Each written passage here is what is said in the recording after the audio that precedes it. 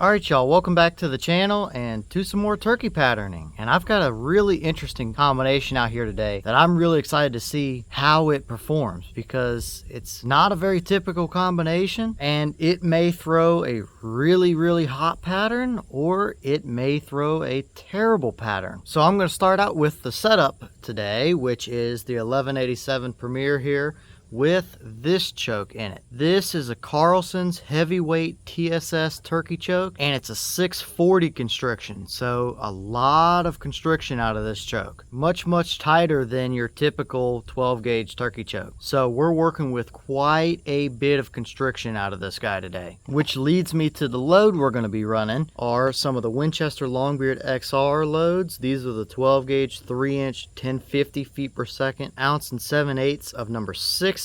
And I want to find out if 640 is way too tight or not for lead loads like this. And I figured to start out with, we would kind of give it the best chance possible with the 6s instead of the 4s or 5s to see how the little bit smaller shot size does, because I think that the 6s are probably going to be a little bit better through that choke. Now, with that being said, my expectations for this are kind of interesting. I think we're going to see a really hot core area, but because of that really tight constriction, I think the outer probably 60 to 70% of the pattern is going to be blown wide open. I think that 640 is just a little bit on the tight side, especially when it comes to a lead load like that. But I don't know. I could be completely wrong. It could throw a really screaming tight pattern, or it could blow the entire thing wide open. So as for the test, it's going to be the same as usual. I have the turkey target at 40 yards. I also have the chronograph, so we'll see what kind of speed we get. So let's get you guys a view of the target, and I'll head up and take the shot.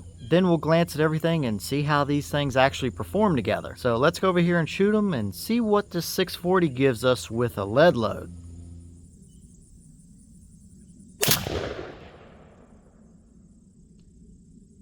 Alright, so as you can see, that shell gave us 1262 through the chronograph. The box was calling for 1050, so we're well above that. But that's not unusual either for what we've seen with the Longbeard loads in general, especially when we put them through this 1187. So that mid 1200 range definitely seems to be normal through my setups anyway. So nothing out of the ordinary here, I wouldn't say, but how did they actually shoot down range? Was the 640 too tight, or did it actually shoot really well? Let's go check it out and see. Alright, so now we're down here at our 40-yard paper, and this is what we got. And it's rather interesting, I gotta say.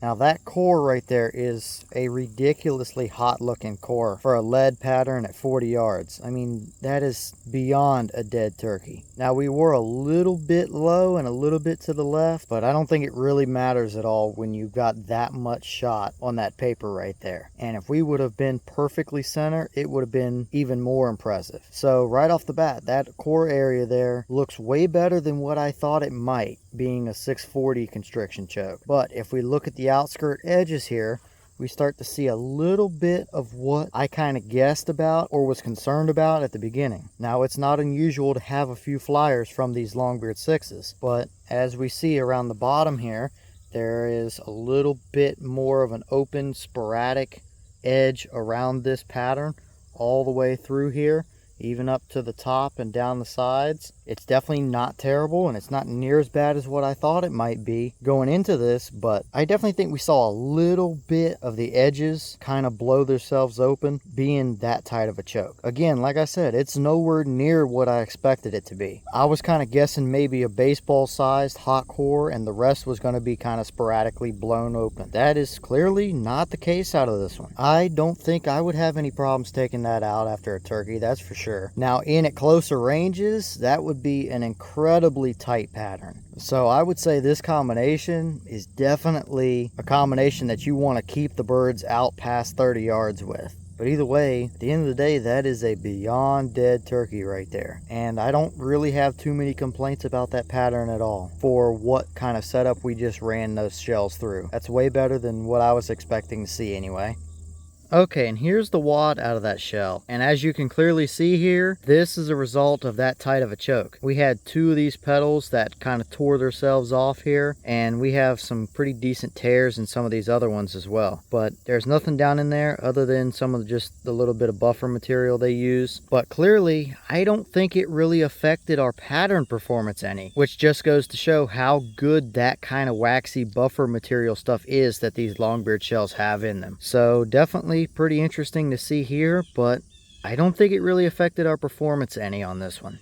Alright y'all, well, what did you think about that pattern? Definitely a turkey killing pattern, there's no question about that. And going into it, I figured we'd see a pretty decent core, but I figured that most of the pattern would kind of be blown open, and that's not really the case here. So is 640 too tight for lead loads? Well, I think we need to test more to really find out. But it would appear that the Longbeard 6s perform pretty decently well out of it. But what do you guys think? Did you expect this kind of performance, or were you kind of like me and thinking that it was going to be too tight and just blow the pattern open? Let me know your thoughts. But either way, we have a dead turkey here today, and the pattern not nearly as bad as what I expected. But with that being said, we do have an Instagram now as well, so I'll leave it in the description if you would like to go over there and check it out. We do post sneak peeks and updates and things like that, and you'll be able to see some stuff like this a little bit ahead of time over there as well. So the link will be in the description for that if you're interested. And with that being said, I've got another test I need to film out here today for you guys, so I'm going to jump back to it before it's time to get out in the hunting stand. So I'll see y'all in the next one.